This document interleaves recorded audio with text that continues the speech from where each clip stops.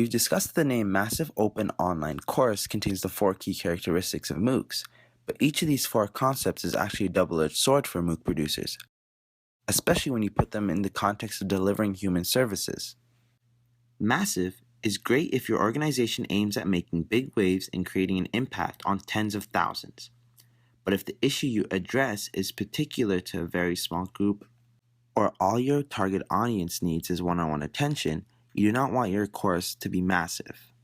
The more participants you have in a course, the less individual attention the instructors can afford. Being massive is great when teaching thousands of newcomers the basics of how to start a small business in Canada. But being massive may not be helpful when trying to coach your young clients with learning disabilities to control their disruptive behavior. Open means free, wildly accessible, no prerequisites, anyone can join at any time before the course closed, and leave any time without any consequences. The openness is not just for the learning part. Teaching with MOOC is open too. You don't need a PhD to offer a MOOC as long as you have expertise in the subject that the people are keen to learn. The course content and the structure can be open-ended, inviting input from the learning community to enhance the course content and even to influence the teaching agenda. Well, it all sounds exciting, but is it applicable to your type of human services? And is it in sync with the nature of your particular work? If you'd like all your students to start on a level playing field, you may need to set some prerequisites and admission requirements.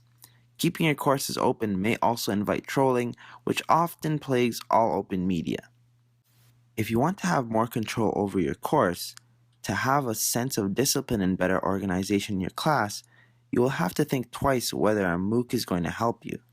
Online definitely presents a paradox situation with regards to accessibility. On one hand, it enables your service to reach wherever the internet can reach all over the world. On the other hand, if a person has no access to the internet, she can't benefit from the service even if she's right in your backyard.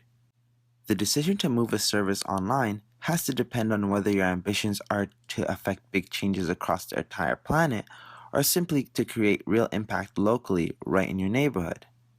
As previously mentioned, online courses are bound to take away the intimacy of face-to-face interaction between the learners and the instructor, which may hinder the learning of certain participants. Internet literacy is another factor that you have to consider. Course is a format of a series of structured learning events. If the content you are teaching and coaching is short, standalone learning topics with no apparent connection between each other, there's no need to make a MOOC. Succinct and independent webinars will do. But don't forget the C in social MOOC. It also means community.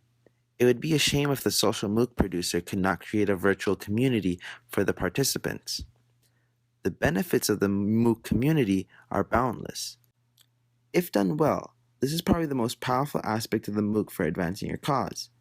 If you choose topics that need community approach and are not greatly concerned with privacy issues, then a social MOOC will nail it. In conclusion, we don't promote social MOOCs as a panacea for all the problems in the human service sector.